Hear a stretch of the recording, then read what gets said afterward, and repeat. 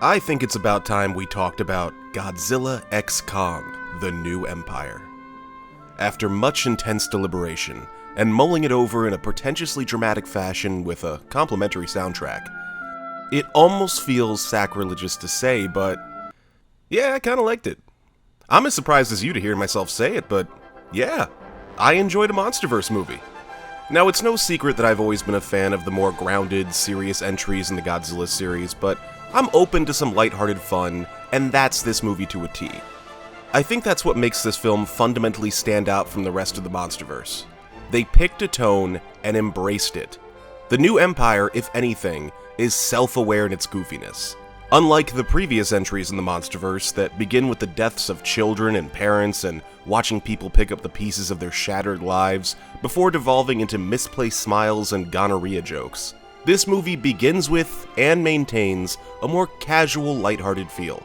I respect that it knows what it is. Now you may be saying that Godzilla vs. Kong also began in a similar manner, with the now iconic Kong ass-scratching scene.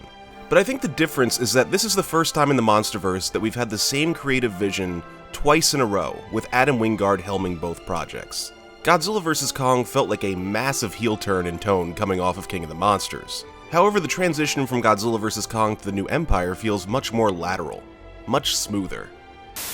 Oh yeah, smoother. Oh yes, oh so smooth.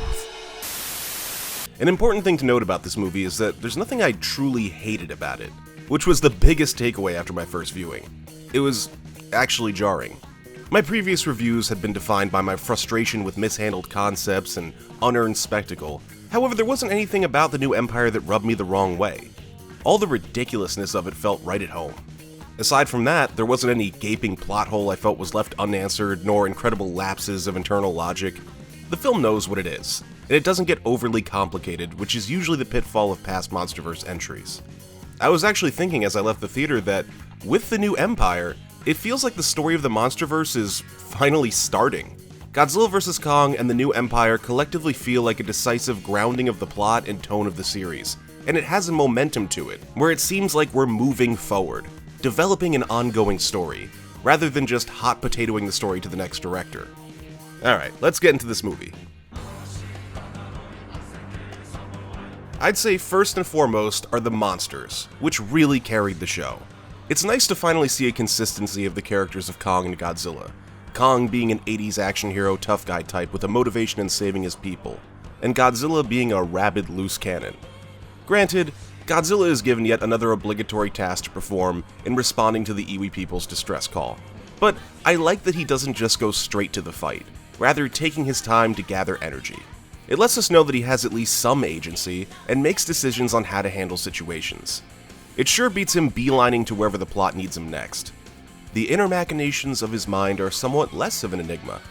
By the way, can I just say how much I was pumped when we saw Godzilla heading for a nuclear reactor and military vehicles advancing in the woods? I swear, it felt like one of the old films for a second. Just the optics were nostalgic. At the same time, I was a little let down that the scene passes so quickly, but I'm okay with that.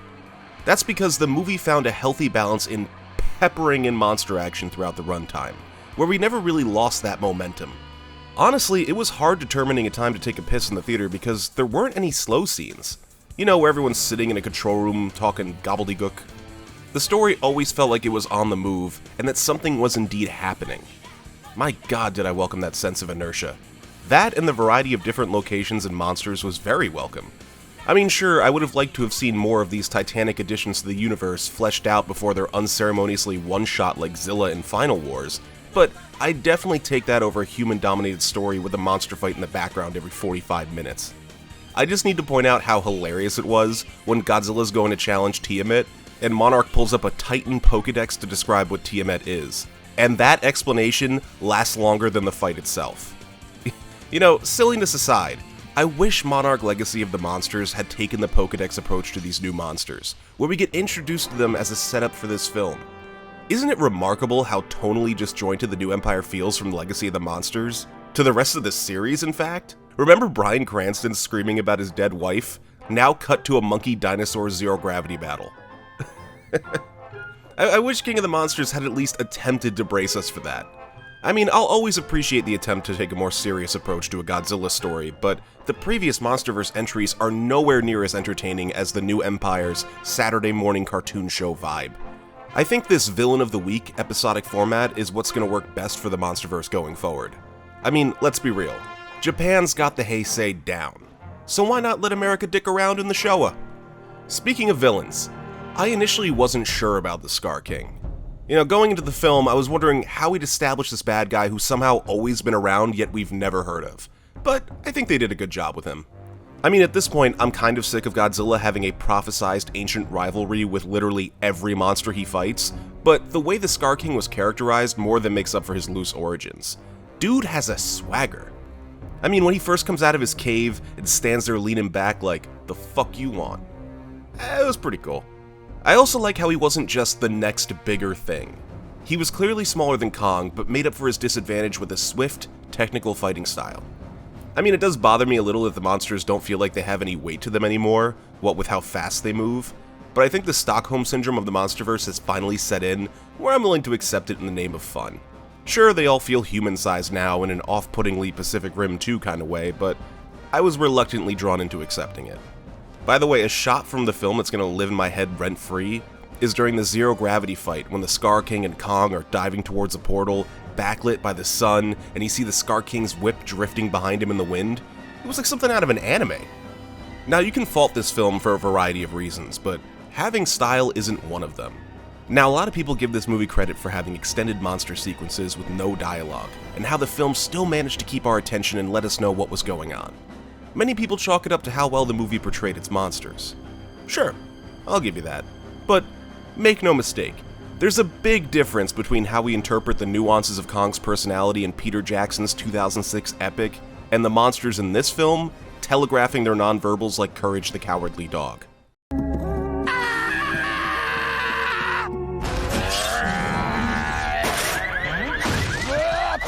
Look, it's kind of hilarious at times. Like the scene where Kong goes to get Godzilla at the pyramids, and Godzilla's such a brute he just comes charging at him, so Kong puts up his hands like, whoa, chill bro, before hitting him with the pocket sand. This, followed by Godzilla performing a suplex on Kong. Look, I understand how ridiculous this movie sounds when trying to explain any part of it, but I think the consistent tone and energy of the film facilitates the overall goofiness.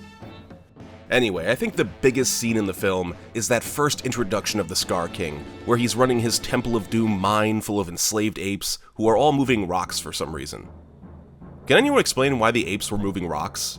It just felt like we needed to show them being subjugated, and that was the simplest way to demonstrate that. That, and Scar King's Immortan Joe harem of monkey bitches he's got up in his VIP lounge. Dude, the fact that he was sitting there pretentiously eating a piece of fruit or some shit like a Disney villain was kind of hilarious. But hey, it works for his character. Let's not forget, this movie is geared towards kids. So it's gotta be spelled out in big, broad font that he is the bad guy. A tyrant who rules with an iron fist. And an ice dragon he controls with a magical garage door opener. That shit was hilarious. On that note, I felt like Shimo kind of came out of nowhere and left a lot to be desired in terms of character. Honestly, it seems like she's just going to be Kong's horse going forward. He even gives her a little shook under the chin at the end. However, I think about how big she is compared to the other monsters, and I think we should start capping off monster sizes.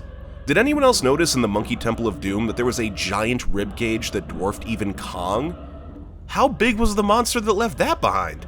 Yeah, maybe we should start curtailing that a little bit. But let's talk about the little guy, Suko. I guess that's his name, even though it's never mentioned in the movie. I just call him Diddy Kong. Anyway, I thought they did a decent job fleshing out Kong's new surrogate son. We learn his hardships, we see him slowly warm up to Kong, we see him act as a Smeagol-type character, luring Kong to Mount Doom through a more dangerous route. He even gets his own little adversary in the final battle. More importantly, he always has a role to play in the story. He's keeping lookout when Kong's injured, he's the one who retrieves Kong's axe, it's even his personal loss that ignites Kong's fury against the Scar King. Though I do find it odd that in their first introduction, Kong uses Diddy as a bat to take out a few other apes. I still don't know how to feel about that scene. Was that meant to be a joke? Was I supposed to laugh at Diddy Kong abuse? Kong weaponized a child. But I guess he gave him a sandwich or whatever, so it's all good. Also, in terms of jokes, I think back to Godzilla sleeping in the Coliseum. There's a brief line in the beginning of the film where the Italian government calls Monarch all pissed about Godzilla using their ancient landmark as a cat bed, but Monarch tells them off. Oh, you got a problem with Godzilla bumming around? Well, maybe you owe him a thank you. Isn't tourism your biggest industry? Fucking click. Godzilla even returns to the Coliseum at the end, so I guess it's a running joke, but it just missed the mark for me. I felt like we were missing a stuffy bureaucrat-type character representing the Italian government's frustrations to really hammer home the bit. Anyway, since I'm talking humans, let me get him out of the way. I thought Dr. Lady and Gia's relationship was a serviceable emotional backbone to the human story, with Gia looking for a place to belong and Dr. Lady trying to be that place for her, watching her concernedly from the distance dressed like Olivia Benson for some reason. I like that Gia had more to do in this film as opposed to Godzilla vs. Kong, and it didn't feel like it was dominating the plot.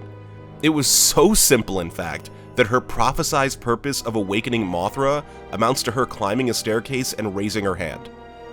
That's it. Like, you really had to carve that monumental contribution into stone? Also, if it's in the Iwi's prophecy that someone from Skull Island would save them from a Planet of the Apes apocalypse, you'd think they'd have paid the island a visit once or twice before they all got washed away. By the way, I was happy we actually got to see the Skull Island natives wiped out. Not that I'm happy they're dead, just, that we saw it. We also have the character of Trapper, who comes across like a more fun version of Iceman. Where he lacks depth of character, he makes up for in pure screen presence. The guy tends to steal every scene he's in, whilst also seeming like he belongs in the atmosphere of the film. I like the idea of a kaiju vet, as ludicrous as the concept is. It's something I never considered before, and it would make sense that Monarch, the legal guardians of Grape Ape, would need someone to look after him. Aside from that, Trapper brings with him the movie soundtrack, which did add to the overall energy of the story. However, he also brings Kong's Power Glove. Honestly, I think the addition of man-made Titan weaponry is just too much. It took me years to finally accept Kong's axe, and now Kong's building sophisticated traps, and taxpayer money is being used to fund monkey gauntlets? Normally, this kind of nonsense would piss me off. But I think the overall self-awareness of the film made me comfortable shutting my brain off and just seeing what they do with it. I mean, it's a giant monkey movie, so it makes sense they'd go a little bananas. The legend lives on from the Chippewa on down at the big lake they call Gitchagumi. That's the thing for me. With all the other Monsterverse entries, I was usually asking, why? In this film, I found myself asking, why not? Why not have a giant monkey Robo-Fist? Why not have a pink Godzilla? Why not have an anti-gravity fight with monkeys and dragons flying every which way? The movie was able to stimulate me visually and audibly throughout, and that's really the most I could hope for from this series at this point. It's clear they can't nail down a thoughtful and grounded story, so why not attempt a complete 180? Thoughtless, weightless tomfoolery. In all my protests, I never would have guessed fuck it would be the solution. So I guess the big takeaway from all this is the new Empire isn't something I loathe. It isn't even something I dislike. It's definitely not what I wanted. But it's something I can live with. This might be dangerous for me to say, but I may even have a kind of appreciation for the new Empire. Maybe it's just that my thirst for a compelling monster story has been quenched by the recent Oscar-winning Godzilla -1. But I genuinely am happy with this film. I've never favored the Showa films of the Godzilla franchise, but the new Empire really does feel like a modern-day Showa film. Also, let me just say this next thing because I'm tired of hearing the same bogus rationalization for bad writing in these American Godzilla films. When discussing the other films in the Monsterverse, people often justify lazy writing or poorly handled concepts by reminding us that the Showa era does indeed exist. Yes, I understand there was a more lighthearted, lower-budget era in the series where ridiculous concepts and wacky events were commonplace. Got it. However, that era also serves as the undeniable low point of the Godzilla franchise. So much so that after Terror of Mechagodzilla, the series took a hiatus and rebooted to a more serious tone. That's because the creators understood that the grim tone of the first few films is what put the Godzilla series on the map. The fact that a low point exists in the series doesn't mean that it should serve as the bar of quality. Of course, there's nothing wrong with having reverence for the films you grew up with, I would never argue that, but to sit there and tell me that King of the Monsters can't be bad because Son of Godzilla exists? Phooey! How does old suck make new suck suck less? Suck is suck, and it's okay to like things that suck. However, nostalgia isn't a magic eraser when it comes to quality. There's a difference between accepting a film you love despite its flaws and denying the existence of a movie's flaws out of a sense of loyalty. Bitch, please! But don't get me wrong, the Showa films had their charm. They were fun, and that's the key. We've seen Showa-level concepts in the Monsterverse before, but the new Empire feels like the first film to embrace them and not take itself too seriously. That's a virtue that sets it apart from the rest. Combined with a healthy balance of monster and human plot, and a good amount of spectacle peppered in throughout, it finally feels like the Monsterverse is finding its place in the annals of Godzilla history. Honestly, I'm down to see where we go with the series from here. I genuinely have a sense of curiosity as to what comes next, as opposed to bracing myself for the next blunder. Please, Adam Wingard, keep doing what you're doing. It's not what I wanted, but I think it's for the best. Bring back Destroya, Space Godzilla, Hedorah, Biollante. I'd love to see how a dragon-riding Kong and a rabid pink Godzilla handle those endeavors. Not that it's saying much, but I've never been more invested in the Monsterverse than I am right now. Let's see where this nonsense train rolls to next.